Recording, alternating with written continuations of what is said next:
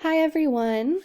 As you will notice in the weekly module, I am not going to be doing a full lecture or content overview this week, but since the final participation activity is really meant for you to be able to pull together all of the skills that you've been learning through the participation activities and through our course content for the past several weeks, I just wanted to do a quick video overview to talk through what this final participation activity is going to look like, since this is the main content for this week.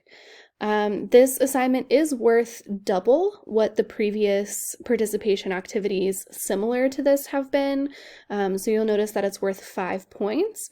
And we did that so that you would have, first of all, so that your points for this activity would reflect the amount of work that you're putting into it, but also so that we could use the additional 2.5 points as a little bit of extra credit in case you've missed a point or two here or there throughout the semester. So that will go towards your final grade as extra credit.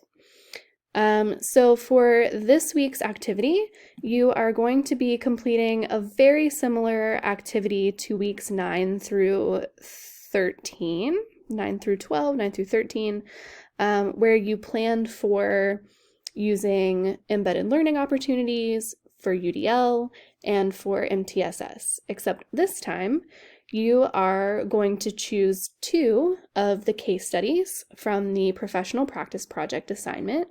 Those case studies are linked in a course link for you in the participation activity folder in Blackboard. So if you go to our module for this week, there's actually a course folder for this activity. So if you go into the folder, you will see the activity plus a folder that takes you to all of the case study options. And then we've also included the ELO examples document here for you in case you'd like to refer to that. So you can pick 2 of any of these case studies. It does not matter what case study you used for your individual projects or your group projects. This is totally up to you to choose the case studies that you'd like to focus on.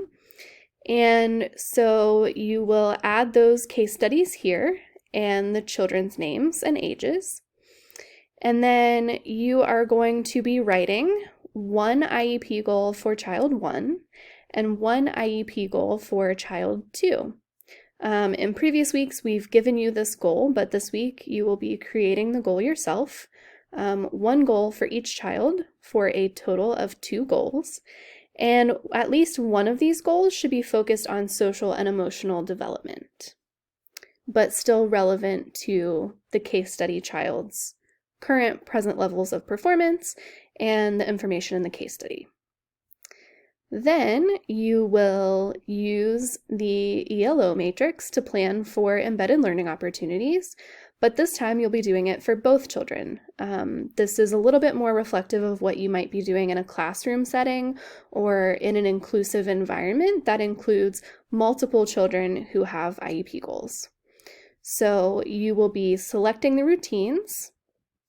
You will include each goal here in these 2 columns, and you will plan for embedded learning opportunities just as you have previously. You're just doing it for 2 goals for all 4 routines. And then in the who will embed each learning opportunity column, you will add in who will be doing that for each goal. So for example, in this first column here, you will have who for child 1 and who for child 2. The rest of the activity is the same as it has been. So you will still be planning for class needs by selecting a state standard from Virginia's Foundation Blocks for Learning, and planning for an activity that will incorporate that standard.